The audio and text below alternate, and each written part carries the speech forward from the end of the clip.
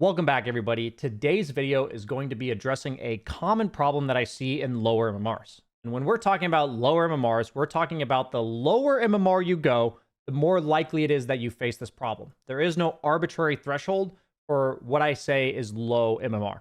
What is this problem, you may ask?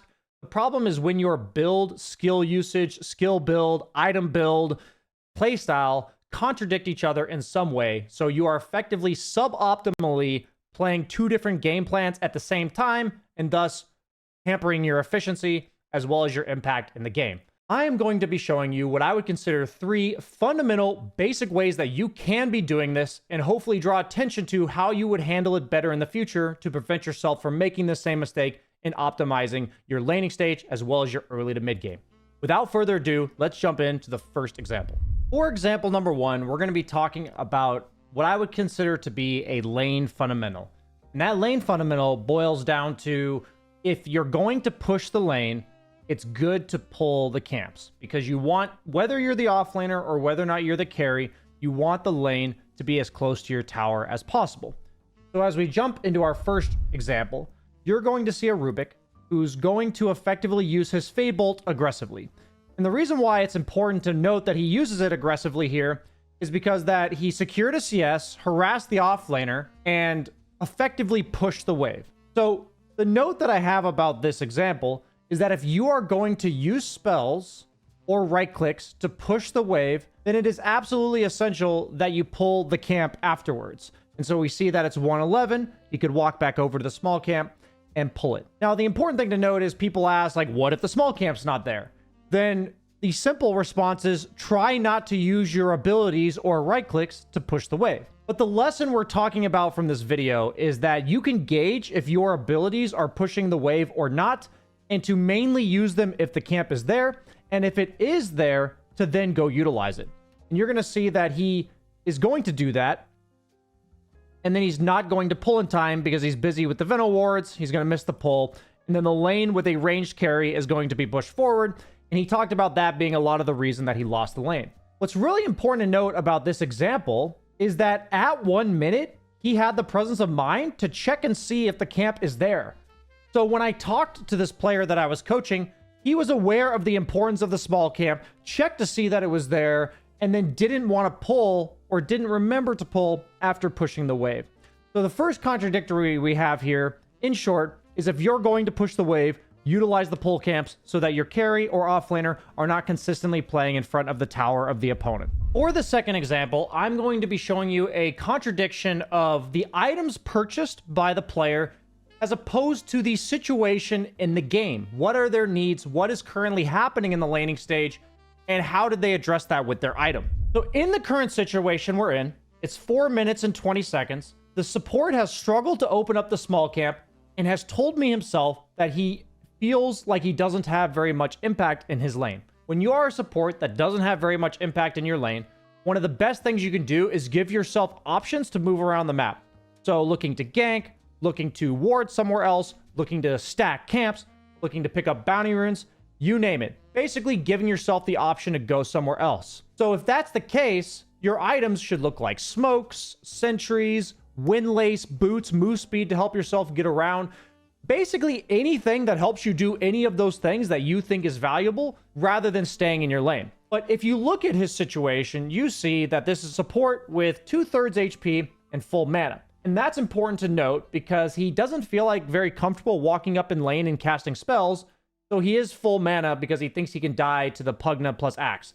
And I'm not disputing that. But what I am disputing that when we look at this scenario, that he has 590 gold, very important, we see that his item he's going to buy is a Basilius and a wand recipe. Now, we ask ourselves, does that address the issue that we're currently having? We have full mana, not casting spells, and we're buying mana regen, and we don't feel very impactful in lane, and we're buying a full wand. I often consider the full wand to be a laning item because it saves up some slots, so maybe you can get like raindrops and fairy fires and blood grenades. And it also just kind of gives you that little bit of extra bolster of stats and abilities. But the most important part is it doesn't help you do anything else. And that's why I consider it a laning item on supports especially. So instead of addressing what I would consider to be his needs and what he's doing in the game, He's instead playing into something that he doesn't have a problem about, which is his mana and his resources. So we fast forwarded a few minutes into the game, and we see that at 7:30, he's got the Basilius, he's got the wand, but most notably, we check out his mana, and it's the same problem. He has been casting spells here and there, but when you don't feel comfortable walking up as a support, you're not going to be able to cast nearly as many spells as you would like to cast. So not only has he basically not been able to cast spells, so this mana problem that he wasn't having is still not a problem, but because he bought items that are intending for him to cast a bunch of spells in lane, he has nowhere else to go on the map, so then he's stuck in his lane, and you can see how this is a self-fulfilling prophecy. So what's going to happen here is he's going to try to walk up and cast a spell to contest the small camp. You're going to see it here. Going to try to cast a spell. Going to get battle hungered. And he's going to die. So the emphasis of this example is that whatever your situation in the game is, I'm encouraging you to reflect on what you want to do next and having your items match that accordingly. In the third and final example, we're going to go a little bit further into the game, looking at your first major item as a core in Dota, and talking about how having a vision of what that item means for your playstyle, and also having a vision for what your abilities mean for your playstyle, and how that can contradict. And if your playstyle and items and abilities don't match up, that can significantly hamper the impact that you have in the mid game moving forward out of the laning stage. Loading into the game, we see a level 5 Axe who is going to take that third point in Battle Hunger, and he has straight rushed Blade Mail. So let's first and foremost talk about what Blade Mail is about.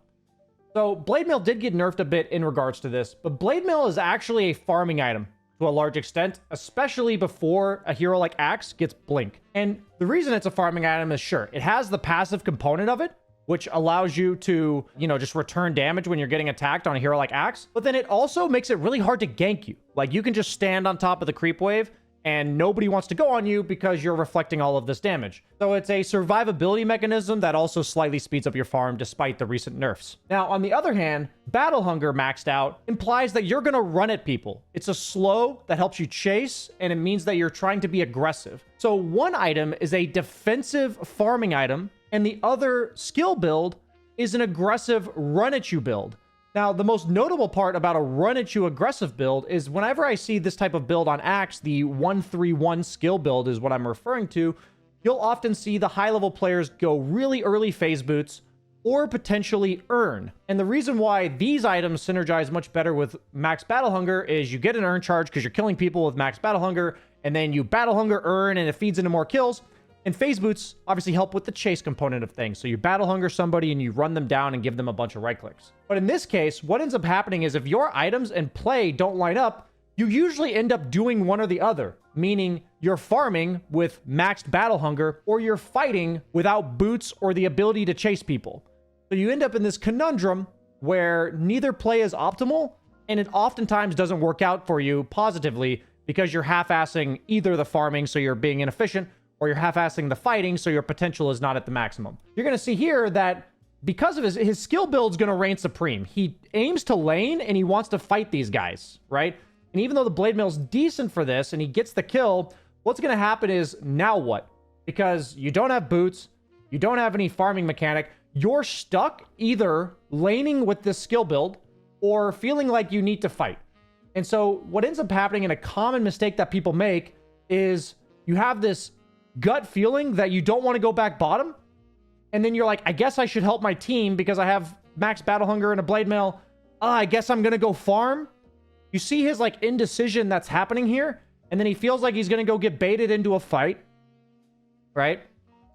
And he can't chase the guy because he doesn't have boots. As we fast forward, and he ends up dying again. So this is something I see happen a lot, is the contradiction between your items and your skill build and having a tough time choosing between the two.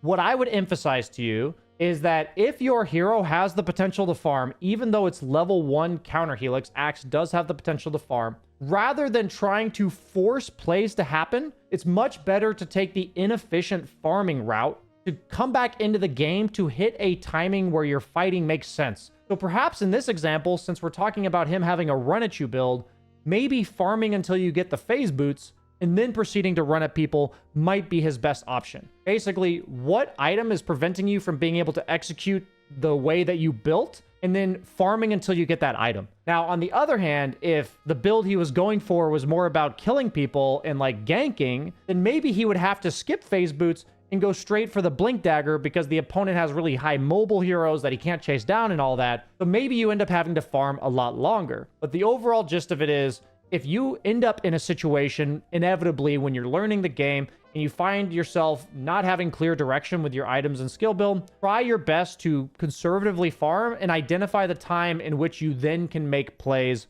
usually with a bigger item. In this case, the smaller version is the phase boots and the larger version is the blink dagger. With that third and final example, I want to give a brief recap of what we talked about in this video. The first example was a contradiction between skill usage and mechanics that you use in lanes, such as pulling camps. The second example was a contradiction between the problem that you're currently having, meaning resources versus ganking versus warding, and investing items into resources when you needed items that did other things. The third example was talking about how a skill build implies the way that you're going to play, and so does your item build. And having those not line up can lead you to having a very lackluster mid game. With all those three examples in mind, I hope you guys had some meaningful takeaways from this video. Let me know in the comments what you thought. If you have any other questions that may stem from this sort of subject, like, comment, subscribe. Thank you so much for watching, and I'll see you guys in the next video.